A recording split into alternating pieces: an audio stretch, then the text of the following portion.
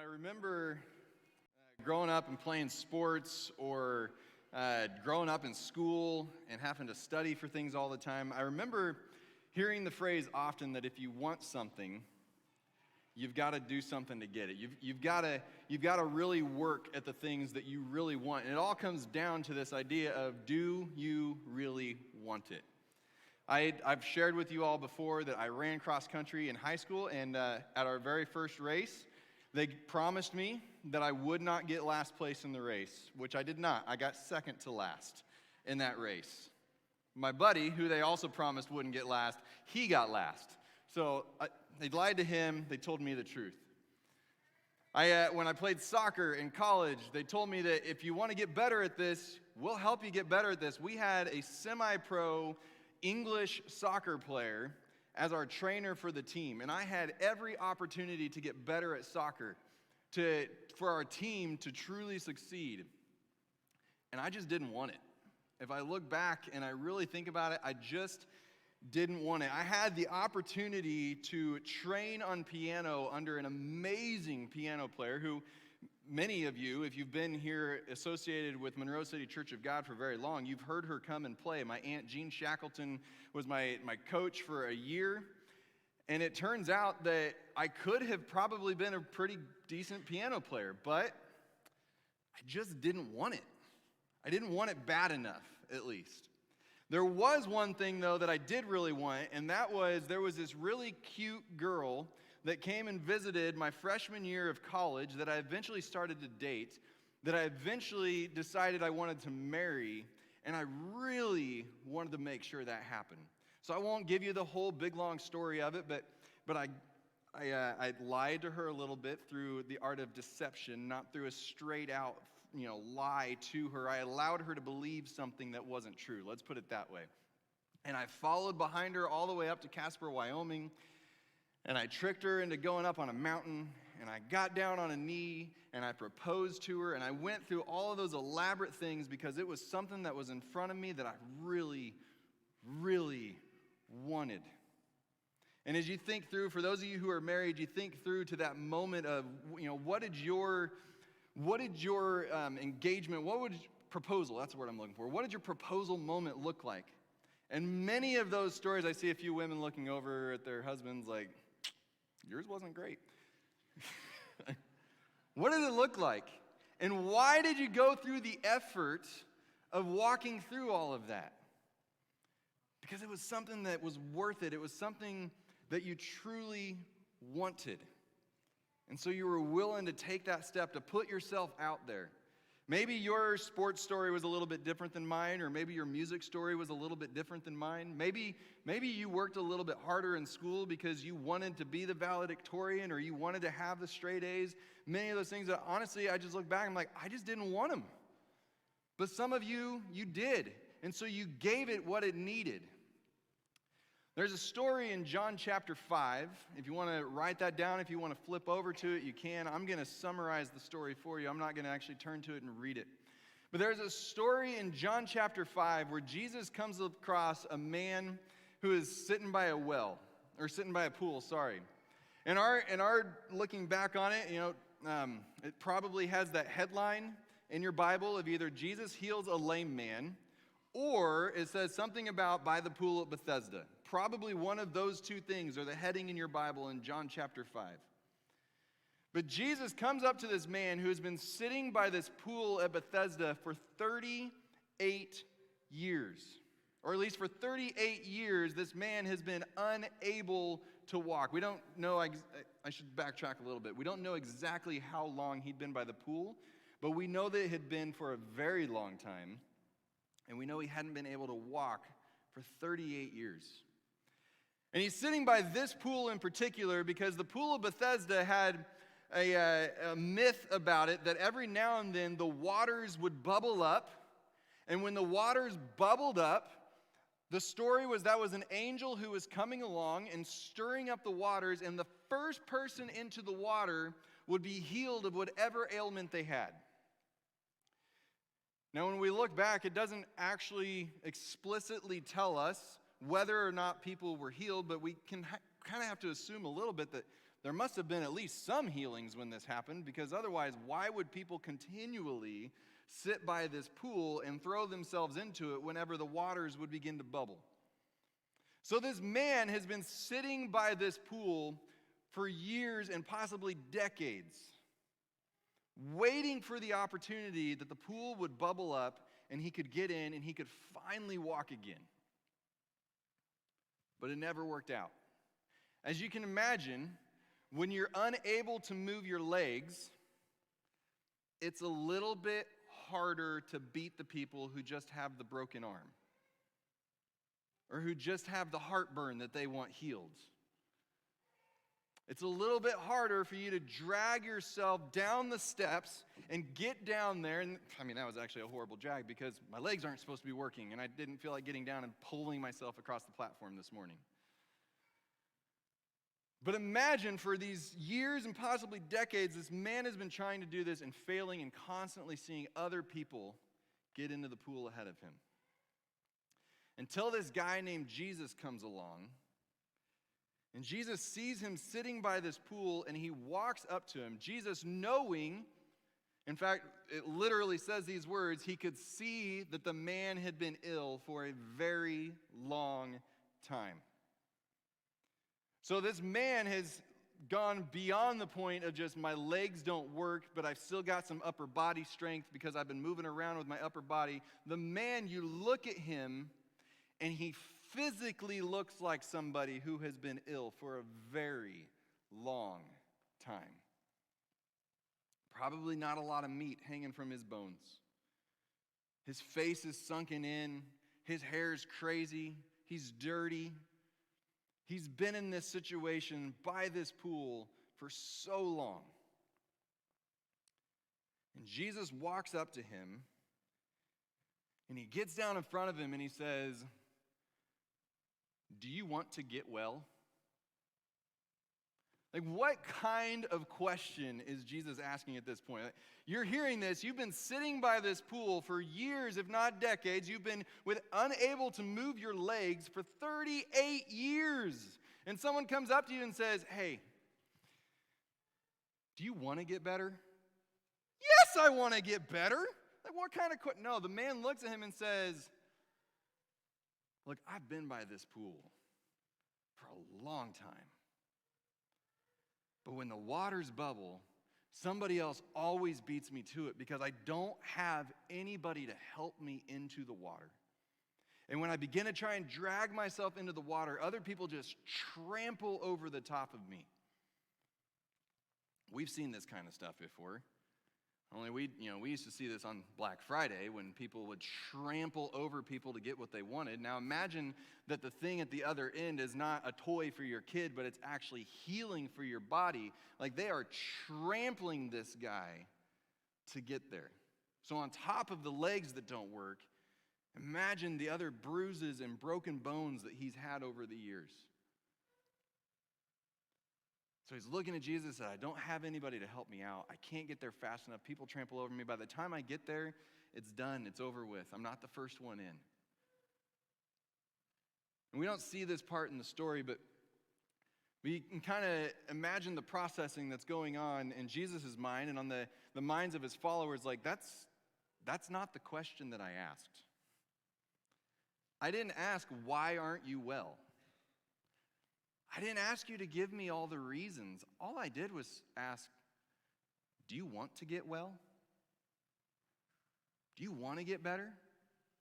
That should have been this easiest yes that the guy had ever had in his life. But instead, we see the guy give excuses as to why it hasn't happened. And they're valid excuses. They're pretty good reasons that he's giving. And it's not like he's just saying, "Well, it's a lot of work to get in that pool. I'd rather not do it." No, he gives the reasons. He doesn't understand at this point that Jesus is actually saying, "Hey, I can make you well. But do you want it?" I don't know what all of your individual situations are. But I want us, as we talk this morning, I want you to ask yourself the question, do you want to get well? Maybe you are in a point where you have bills stacked on top of bills, stacked on top of bills. And you have to honestly ask yourself the question, do I want to get out from underneath this?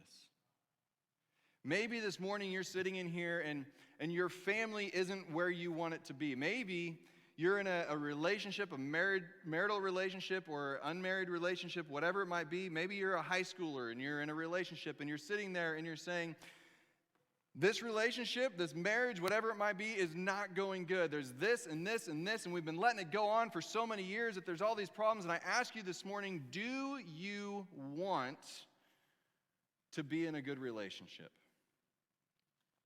Maybe those of you who are in school, your grades aren't quite where you want them to be, and you've fallen behind on some things. Do you want your grades to catch up? Maybe those of you with kids, you're sitting in here and you're saying, I want to lead my kids towards Christ. I want to disciple them. But man, this world, it throws a lot of stuff at us. Like we're super busy all the time.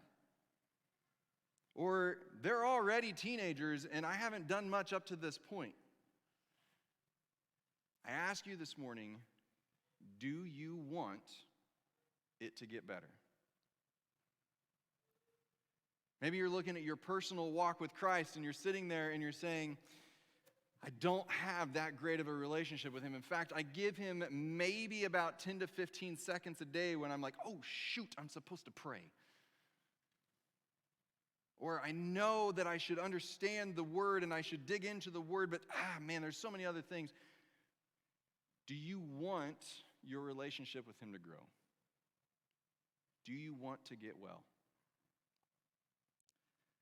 This man had been sitting by a pool for decades, possibly. He'd been unable to move for 38 years, and when finally asked the question, do you want to get well? His response was not yes. His response was, there's too many things in my way. It's not going to happen. And with each of those situations, and there you can fill in the blank on whatever it is that you want to put in there for an area in your life that you say that you would like to improve, but you're sitting there thinking of all the excuses as to why you can't. I would say you really have two choices. You can give up and remain where you are and just keep coming up with excuse after excuse after excuse as to why it can't get better. Or you can start somewhere. Maybe you've let it get to the point where the bills are high, or maybe you've let it get to the point where you're losing your kids. Maybe you've let it get to the point where you're so busy that you don't have time to do any of the things that you want to do. Maybe you've let things happen. You can either give up or you can start somewhere. Do you want it?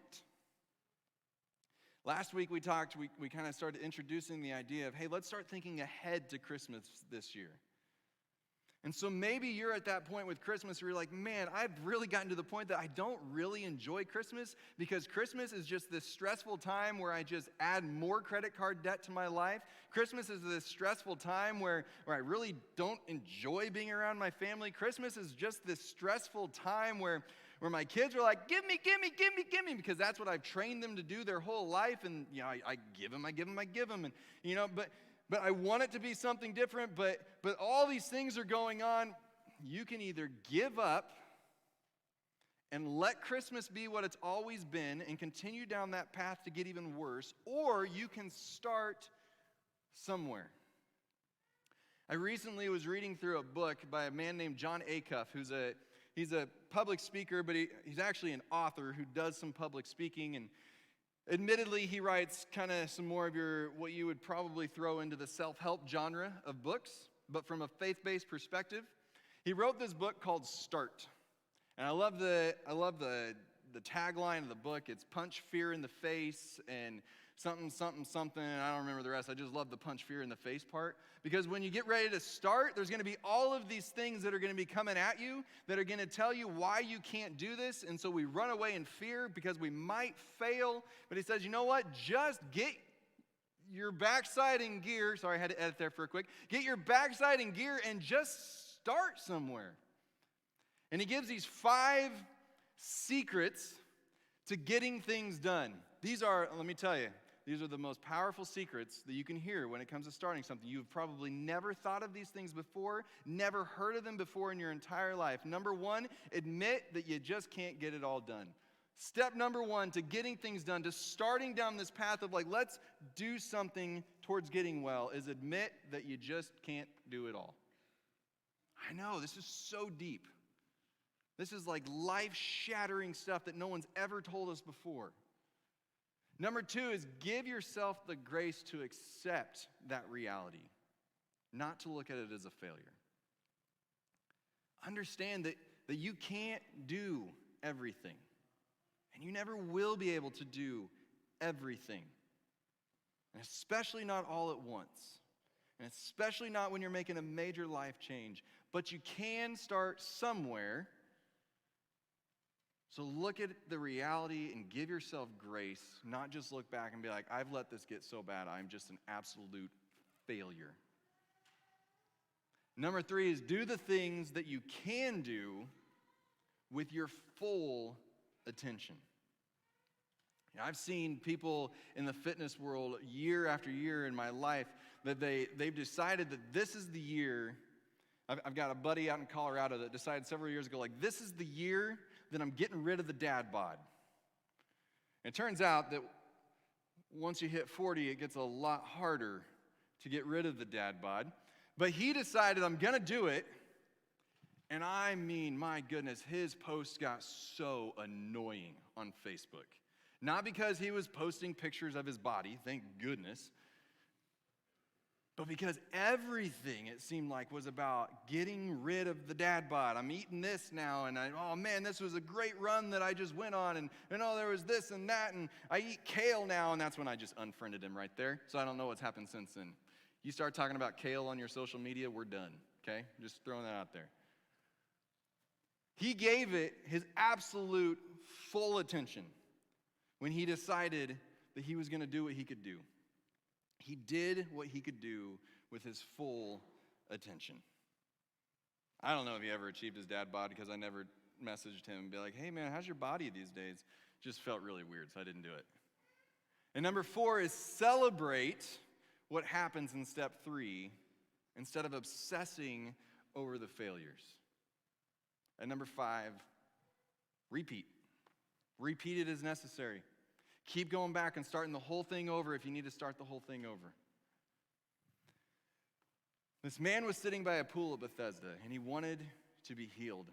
There's no question that he knew that his life would be better if he could just walk. If he could be healed, that he wouldn't have to hang out by this pool anymore with nobody around him to really help him out. But he was so focused on the mountain of reasons as to why it couldn't happen that he was unwilling to just start with one small step. He had to answer the question, do you want to get well? This morning, I ask you that very same question. What's your blank as to what you want to get well? Let's take this and put this in particular towards a few areas that most of us at some point in our life have either come across or we are in right now or we will come across. So we've got this step number 1 over here, which is to admit it. Admit that you can't do it all. And let's say, since we're coming into the Christmas season, let's say that you're in that point where you're like, I have allowed Christmas to just get completely out of control. All Christmas is about, I know that it's supposed to be about more than this, but all Christmas is about is stuff. It's all that matters to my kids is stuff. And I see this and I hate it, But it is what it is. I've got to admit, that's where things are at. If that's not you, if Christmas isn't your thing, maybe for you, you need to sit here and you're a parent and you're going, I know that I'm not discipling my kids in the way that I need to disciple my kids. I don't know where to start. Well, so let's start with admitting that you're not discipling your kids the way that you're called to disciple your kids. If your relationship with Christ isn't where you know that it should be, let's start by admitting that your relationship with Christ is not where it's supposed to be. Admit it. And then accept it. Accept that reality. Accept that you can't fix this all at one moment. And instead of sitting there and saying, I'm a failure because I've allowed too much of this to pile up, and I can't fix all of this today, I wish that I could fix every problem all in one day, but I know that I can't. So accept the fact that just because you can't fix this all at once, you're not a failure.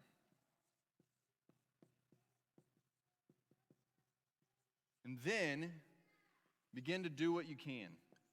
Start somewhere. Maybe, going back to the Christmas thing, maybe as we think about Christmas, we begin to start thinking about it in the sense of 4 buckets. And especially with our kids, but with ourselves too. We think of 4 buckets. And these 4 buckets are full of irrational generosity. That as we go into this I would start writing all this down, but then I would get so distracted that I wouldn't say anything in the rest of the time. And maybe you would like that better, I don't know. But 4 buckets, and they start with a bucket of irrational generosity that we start saying, hey kids, this year, instead of making everything all about us, we're going to give in ways that make no sense whatsoever. When we find out that the Lord's warehouse needs some food, instead of saying, hey, we'll give the bare minimum that's already in our cupboard of that food that we don't like, man, this year we're going to say, hey, we'll give 3 turkeys to the Lord's warehouse. What? But Mom, all we ever do is give them the nasty beans. Like we're gonna buy turkeys this year? That might cut into my Christmas presents, Mom. Are you sure about this? Bucket number 2 is a moment of spontaneity that, man, as you're out this Christmas, you have that moment with your kids or with whoever you're with, and you're like, I don't know what we're going to do in this moment, but there is an opportunity to do something, and we're going to take advantage of it. Maybe it's when you see that person who's on the corner and they're asking for some help, when normally you would drive by and be like, now kids, just so you know, a lot of them actually make more money than I do, and that's why I don't give them anything. Instead of doing that, you're like, hey kids, what if we invite them to steak dinner tonight? What? Mom, they smell funny. That's okay, you do too. Like, what if we just have that moment? Yesterday, we did this birthday thing for Sarah, and we started out at the bakery, and there was this sweet lady at the bakery who just started up this conversation with us. And there was this moment in the conversation at the very beginning where Sarah and I made eye contact, and we went, we're about to get stuck here for a while. And I'll be honest with you, my first thought was, how can we get out of this as fast as we can? Not a very pastory thought. But my first thought was, how can we get out of this as fast as we can? And instead, because my wife is better than I am, we had this great conversation the whole time we were standing in line, and then she looked at us and she said, hey, do you have any extra room in your car? Nope! No, actually we do. I just told you last week that we bought a bigger car so that we'd have more room for other people. I'm like, man, why do I share these things with people? And so we gave her a ride home, and she showed us her house, and the front of her house, not the inside of her house. But it was just this moment of, man, we don't know what's about to happen here, kids, but we're about to go on a journey. And we're going to find out what happens. Now, in the end, she bought us this cheesy hash brown stuff that was delicious. And, it ended up working out pretty well for us. It doesn't always work out that well. But we're going to have this bucket of, hey, kids, this year, instead of everything being so structured in everything that we do, and we have to make sure that we get to this place, and then this place, and this place, and this place, hey, we're just going to leave some room for spontaneity this year. So we're irrationally generous. We have moments of spontaneity, and we have unplanned extravagance. Bucket number 3, unplanned extravagance. That this year, I don't mean unplanned extravagance as in, man, we planned on spending $20, $30 on our kids, but instead we're going to go with no plan whatsoever, and we're going to max out the credit cards on our kids this year because the pastor told us to have unplanned extravagance. But what if, as you're walking through this, because we want to put experiences over presents, we want to put people over tasks, we want to focus on the things that matter most. What if this year at Christmas we just have this moment of, man, we're going to go big. And I don't necessarily mean we're going to spend money go big. We're going to go big this year.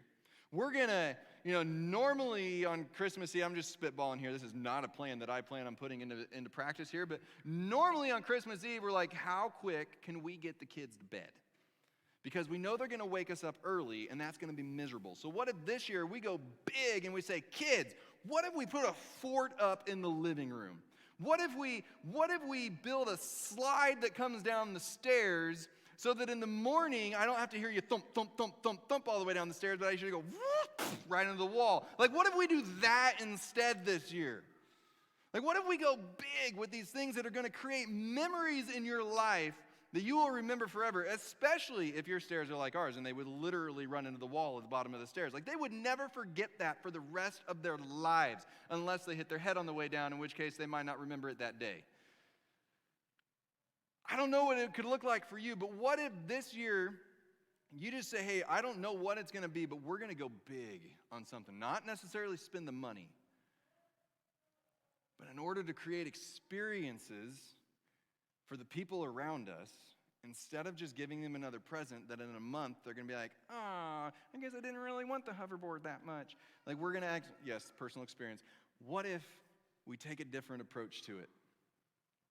And what if this year we decide in our 4th bucket that we're going to have intimate conversations with people? And no, I don't just mean the intimate conversations that you have with your spouse, but I mean that you have real conversation with people. When you go to family dinner or when you see the waitress at a restaurant, or if you can keep it somewhat quick because the line's behind you, when you're going through Zip and Sip, what if you take a moment to be like, I'm going to make sure that I have a real conversation with this person.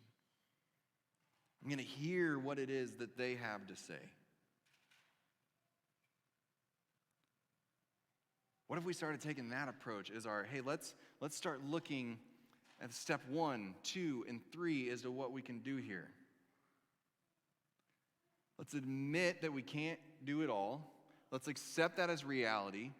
Let's do what we can and start there. If you've got a pile of bills, you're probably not going to be able to pay them all off in one day. But you can find solutions to start right now. If you've worked Christmas into your kid's psyche so much that it's all about getting the bigger and better thing than their friends got, you may not be able to just come up to them and say, hey, guess what, kids, this year, pulling the rug out, nothing for you, Jesus loves you. But what if you start somewhere with them? Instead of just saying, I've gotten so far behind, I can't do any of it. And then when it's over, which is never truly over, but when it's over, man, celebrate. As you get through Christmas season, or as you pay off those bills, or your relationship takes a step in the right direction, whether it's your relationship with Christ or whether it's your relationship with somebody else, as it takes a step in the right direction, man, find a way to celebrate that. And again, if you're trying to pay off bills, or if you're trying to teach your kids that Christmas isn't all about presents, don't just celebrate by spending money, but find somebody that you can you can share with me, like, man, I have got to tell you what happened because this is so cool. This is so exciting. I've got to share this with somebody. As you see your relationship with Christ grow more and more, I think that you're not going to be able to help yourself but celebrate, and people are going to see it all over your face. As your kids, as their walk with Christ grows closer and closer, you're not going to be able to help but celebrate, and they're going to be celebrating with you. There's so many. Another book that I've been reading. I read like 6 books at a time, which is why I never get a book done. But I've been reading through this book called Family Discipleship by 2 guys named Matt Chandler and Adam Griffin. And it's all about what it sounds like it's all about, discipling your family. And they talk about these moments, milestones, and something else. It doesn't matter. But they talk about all of these milestones that your kids have in their lives that every kid has. It's just, what are they going to look like when they get to that milestone? Maybe it's the getting the car keys, or it's just a 16th birthday, or it's whatever. It's kids as they grow up, they're going to experience these things. They're going to get to that point where they can register to vote. They're going to get to that graduation, whatever it might be. What if you find moments in those times to celebrate from a spiritual standpoint? To celebrate what God's done for them in that moment, to the point that they just get so used to celebrating what God has done that they don't look at any of those things and take them for granted. But they say, this was actually a gift from God. They said it this way, and I think we have it for the screen up there, because I want to make sure that I get this right. When it comes to family discipleship, low-hanging fruit is everywhere. But we've got to pick the fruit. We can't just leave it hanging on the tree and then let it drop to the ground and rot. When it comes to getting out of the situations that we put ourselves in, low-hanging fruit is everywhere. But we have to be willing to pick it and eat it and move forward, not just let it drop to the ground. J.W. Alexander says this: "To you the message is simple. Fly at once with your household to the throne of grace. Cease to consider it a matter of indifference or an affair of variable custom. The neglect is most serious. It is your loss and the loss of your offspring. It is your sin. It calls for repentance and for reformation, which is the criterion of repentance." Now let's go back to that. To you the message is simple. Fly at once with your household to the throne of grace. Stop being indifferent about leading your household. And then he finishes with, you should begin now. Not, I've gotten behind on these things, I'll work on it next year. Not, let's wait for January 1st. Not, let's wait until they turn 13 or 16 or whatever it is. Not, let's wait until my spouse files for divorce and then I'll start working on things. Not, let's wait until I lose that friendship. Not, let's wait until that friend completely walks away from God and there's no hope whatsoever. Not until the bills are so far behind that there's no choice but to file for bankruptcy. Start now. Start now. Put the distractions aside. Put the excuses aside. And start now. Don't wait, church. The worship team is going to come back up. We've got one more song that we're going to sing. But I want to leave you with this reminder. We're not left to do it on our own. This isn't one of those things where Jesus looks at us and he asks us, hey, do you want to get well? And we finally get past the excuses and we say yes, and he says, cool, and then walks off. He looks at us and he says, do you want to get well? And when he asks that question, he has a plan to help you get well. He's He's not just looking at you and saying, well, that's good. You're going to have to figure this one out on your own. Way, way back in what we call Joshua chapter 1, verse 9. He says, don't be dismayed, because I'm going to be with you wherever you go. I'm not leaving you. I haven't left you before. I'm not going to leave you in the future. But at this moment right now, it's not about what happened before and what happened or what will happen in the future. It's about me looking at you and saying, do you want to get well? And after the man had given all of those reasons, we don't have it written down as to what the full discourse was. And at the risk of writing something into Scripture, I imagine that there was a little bit more discussion. Maybe Jesus looked at him again and he said, okay, I hear your reasons. But my question was, do you want to get well? I didn't ask why you're not. I didn't ask what got you to this point. I didn't ask for your excuses or your legit reasons. My question was, do you want to get well? We don't have it written down, but I imagine at some point the man said, yes. And Jesus looked at him and said, then get up, pick up your mat, and walk. You can start right here. Get up, pick up your mat, and walk. I don't know what your ailment is this morning.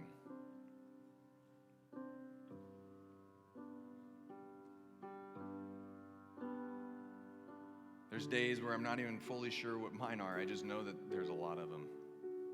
And I love to live in denial about some of them. But what if we took this morning to stop coming up with the excuses as to why we're losing the kids to this world? Instead, we say, what can I do today to pull my kids towards Jesus? What if today, instead of saying, Christmas is just too far gone, we say, what can I do today? Jesus, what is it? What's my mat? What's my get up that I can start on today? Get up, pick up your mat, and walk.